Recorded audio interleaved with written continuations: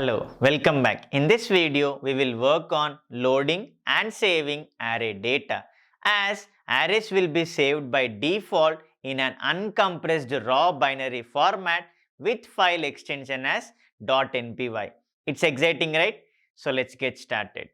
So we have worked on reshaping arrays, we have worked on broadcasting and performing some arithmetic operations. We have seen pretty hands-on part in NumPy, we are working on some different type of functions, right? So I'll be continuing in the same collab file. Make sure your cell is connected, and always remember, if you just restart from the previous notebooks, whenever you run the same notebook, make sure if you are using Google Collaboratory, always make sure you click run all, because you always see this, you could see the earlier output. Then automatically, if I could able to run this cell, that means the output is already stored, it doesn't throw me any error. So I need not import my packages again and again, and make sure your runtime is connected. So these are very simple important steps you need to follow when you're working on Google Collaboratory.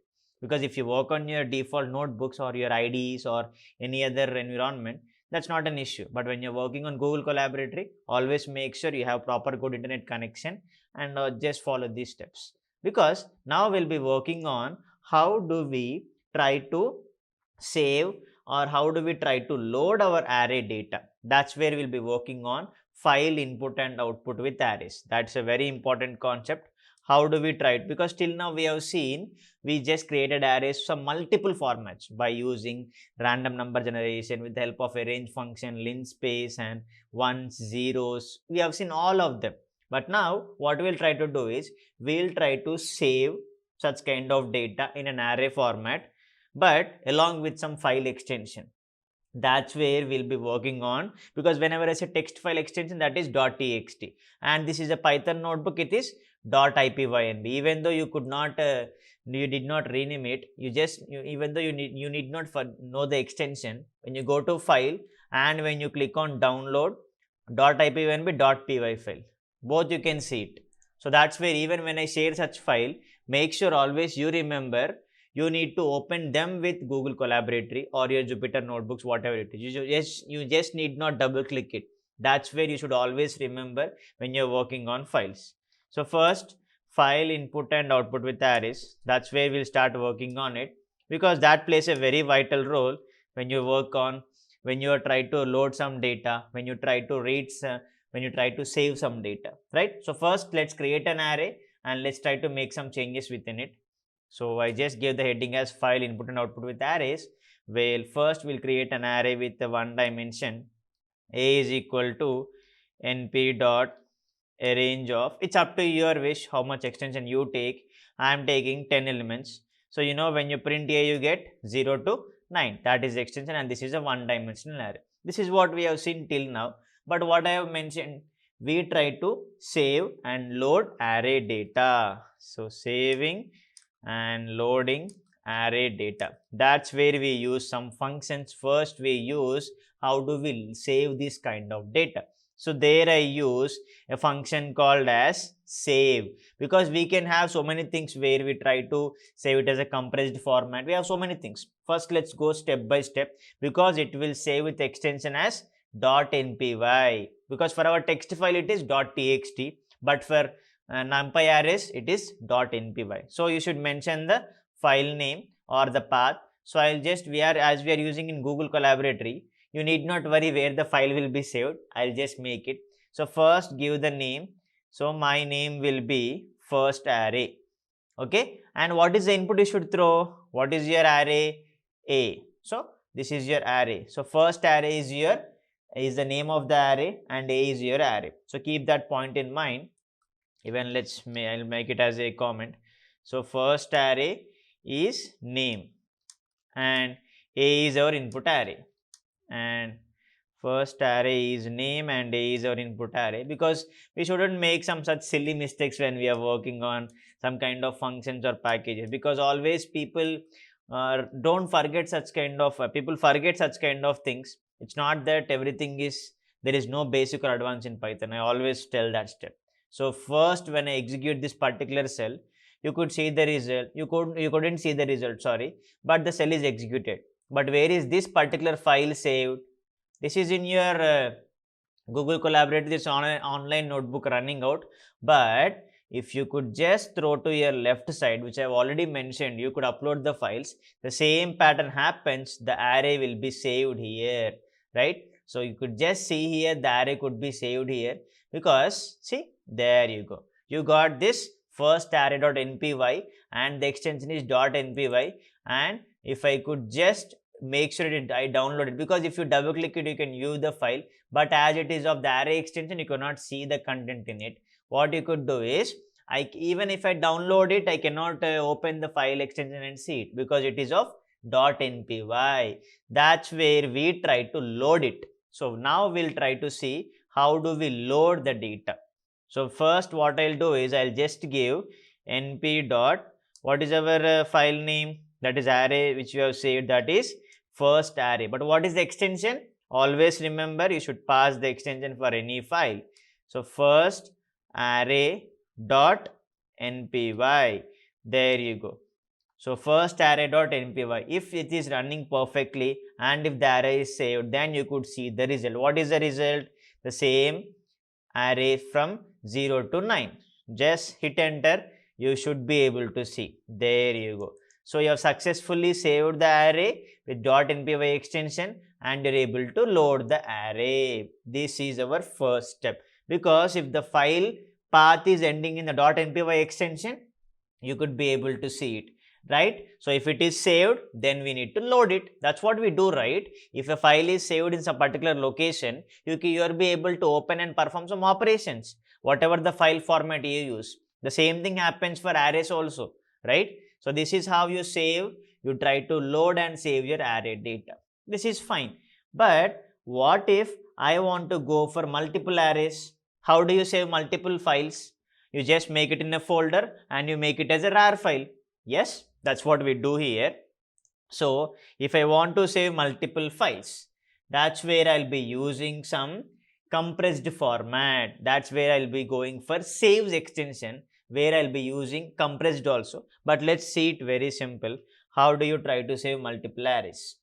So to save multiple arrays, that means I have given only a array over there. But now what I'll do is, I'll try to give one more array and I'll try to make it executable. So to save multiple arrays, where we'll be using the function called as saves. So you save multiple arrays in an uncompressed archive, because you could see uncompressed archive, because if I could download it, if I could just download the given file, what I'll do is, I'll just download this first. So when I click this and click on download, so it will be downloaded with some particular 208 bytes of memory. That's fine. And what I'll do is, first we'll try to save that in a uncompressed archive. That is something like what you do for the RAR files. Because why do we go for RAR file? We compress it and we just try to send it, so that we save the memory. Because if you want to try to send the files through Gmail, what do? So we have some limitation. At 25 MB is the maximum extension. What do? Then you just upload to drive and you just send it. That's what will be the same logic we'll be using here. So what we'll be doing is, we'll be going for np.saves, right? And we'll just pass the arrays as keyword arguments. There you go.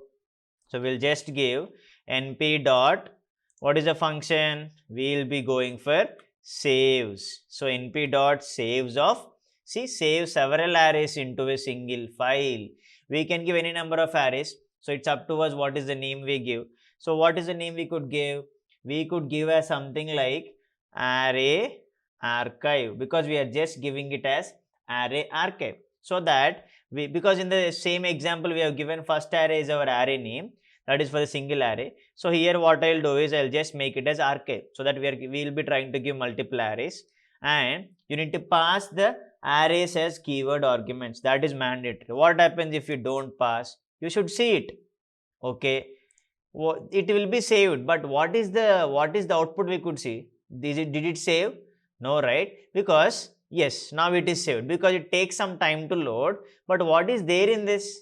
Let me try to load it, because we did not give any input. Let me try to load this first. np.load off, because the extension you could see, the extension is .npz, because this is for the archive format, .npz. Let us try to load the content because it's simple. We did not give any input array into it. So how could we expect the result from that?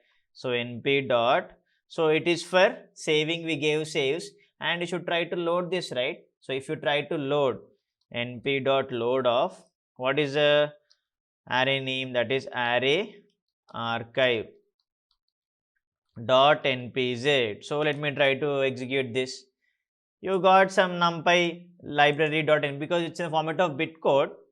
You are unable to read any file from that because you did not pass any input to here. So now we'll pass some keywords, so that what we'll do, we'll just give some ab is equal to, what is the array we have? A, and another file we could give any other name, something like cd is equal to e. If you want to give any other array, you could throw it. Okay, instead of giving same array, what we'll do is we'll give b is equal to np dot a range of 15 dot reshape of, you already know about reshape, right? So we'll give 5 comma 3, so that 5 rows and 3 columns. This is what we already know it. So I want to give different arrays. Very good. So ab is equal to a and cd is equal to b. That means I am giving multiple arrays too. So I am just passing this as keywords, because if you could clearly see here, whenever we are using save function, it will expect some other arguments in it. So when I write this function saves, it will clearly tell you file and arguments. Arguments are optional, arrays to save the file, since it is not possible for Python to know the names of arrays. So we'll just make sure we'll try to give the names. So I'll just give my file name as array archive, where I'll pass the arrays. So AB is A, because you are assigning A to AB, and CD is equal to B. So we have taken two arrays over there. Now I'll try to execute this. So if I load it, I cannot see. How could I see the content from a RAR file? You need to extract it, right? So what I'll do is I'll try to pass that thing to a variable. So whenever we are loading a .npz file, you get back a dictionary-like object. So that will load the individual arrays. So for that reason, I'll just pass this to a variable. C is equal to np.load, because already whenever you execute this particular cell, you could see it may take some time to load, it may take some time to resemble here. I mean, to just make sure the array appear here, whether it is .npy or .npz, just make sure it is fine. So I have just created it already, and I'll reload this cell. So np.load of array archive.npz. So now I should be able to see both the arrays. But how do I say it? I'll pass them with indexing. That's what we have learned, right? So whenever if I read this C, I could see only with the numpy particular function stored at some bit location. How do you access it, right? You need to pass the input. What is the input? What is the first array name we have given? It is AB. That's where you go with indexing. The first array is 0 to 9. Very good. And what is the second array we have? It is CD, because we are already passing it to the variable, right? So C of, if I pass CD like this, why I am passing in strings, you'll understand. If I pass CD in this, it clearly throws you a name error, because we need to pass them as keyword arguments. That's where the second array is of 5 rows and 3 columns, that is B array. This is very, very important. So you should try to load them with the strings, because if you try to give the values directly, it will throw you a name error. Always remember that point, right? So this is how we have seen how do we save multiple arrays. So that is how we could save and load array data with the, if it is a single array, we could just see that with the help of .npy extension. If you want to save multiple arrays in an uncompressed archive format, that is using np.saves, and we should make sure that we pass it as keyword argument. That is mandatory. And in the same way, if we want to make sure that if our data compresses well and we want to save with the help of some compressed format, we can do it, because here we have just given .npz, that is multiple arrays, and if you want to just give single array, that is .npy. But if you want to compress it, yes, we can do it. Now let's try to understand that. So how could we do this? We could just go with the same thing like how we have done. We have just given np.saves. So in the same way, we'll go for np.saves saves underscore compressed. See, right? So when you go for saves underscore compressed, it expects several arrays into a single file in compressed format. This is similar to our RAR file, where you just extract the RAR file and you get the contents out of it. So you could pass any name over here. So what I'll do is I'll just give it as arrays compressed. You could give any number of arrays, it's up to you. So let's create one more array and let's try to see. So let's give C is equal to np dot random dot random np.random.random of 10, and let's try to just make sure we give it as reshape of 5, so that we could see different kind of files, right? So we have given a range, we have given with the help of arrange and reshape, and now we are going for random.random of reshape of 5, 2, right? Because I want to just make sure I save multiple arrays in a compressed format. So we just need to pass the keyword arguments, because it is clearly expecting if keyword arguments are given, then file names are taken from the keywords. That is very, very important. Just mention your keywords. I'll give E is equal to A and F is equal to B and G is equal to C, because we have defined ABC as the arrays. That's it. Now when you execute this, automatically this particular file should be saved. So let's go to the files option and we could see the arrays compressed.npz. Let's wait for it. If it is able to execute over there, there you go. You see arrays compressed, because as we are working on Colab, it may take just 2 to 3 seconds delay. It's fine, right? So now it is clearly saved here. If it is saved, we'll be able to load it. How do you do that? Just assign to a variable. I'll just give some variable as h is equal to np dot load, because if you want to read the data, what you should do? You should pass it as np dot load of what is the file name. You should pass your file name so that you could be able to see it. What is the file name? Just copy this, because if you write any mistakes, it will clearly throw your file not found. So and make sure don't forget to give the extension, that is .npz. So h is equal to np dot load. So if you are able to execute the cell perfectly, that means you could see every file. How do you read that? As they are keywords, just make sure you read them. So h of, what is the file first array? H of E. So you should see first array, that is a range of 10, that is 0 to 9. In the same way, you go for the remaining things. H of B. You should be able to see the second array. There you go. Sorry. H of B. I think I gave the name as F. Sorry. H of F, because B is our original array. So H of F, that is the reason it throws you a keyword error, because it is storing in the format of a dictionary. That is a dict-like object. You take the key, you get the value. That is the reason you got an error. I'll show it once again. H of B, if I give it, you could see B is not a file in the archive. That is key error. So what is the file we have? F. So if I give F, I'll get the second array, that is reshape of a range of 15, I guess. I gave a range of 15 and I gave 5, 3. That's the reason I get from 0 to 14. And what is the third array I gave? H of, if I'm not wrong, it is G, I guess. E, F, G. Yes. I should see the third array with the help of random, where I gave minus 0.375. There you go, because you get the same files. So this is how you can save multiple arrays into compressed format. That is saves underscore compressed. If you want to save multiple arrays, we can go for .npz extension with the help of np.saves. But if you want to load, if you want to save and load a single array data, we can use .npy. So that is how we have understood how do we go for IO operations with arrays with the help of np.load, np.save. Right? So this is very, very important, because IO operations play a very vital role even in the files where open, read, open with the help of open built-in function, read mode, write mode. Here we are just using load and saves, where the files will be saved to the left side in the files location. That's where you can upload the file and you can see the same file over there, right? So in the next videos, we will be working on how do we go for stacking operations and how do we understand the difference between concatenation and append operations, append function. Just make it very simple. Any queries, I am there to help you out. So in this video, we have understood how to load and save array data. In the following video, we will work on splitting and stacking arrays. Thank you. I hope you have enjoyed watching it. If you have liked our content, please do hit like button and do subscribe to our YouTube channel for more useful content and exciting updates. If you want to learn such practical content at an affordable cost with Microsoft certification and instructor support, please register at academy.codenan.com. You can also download app from Play Store as Codenan.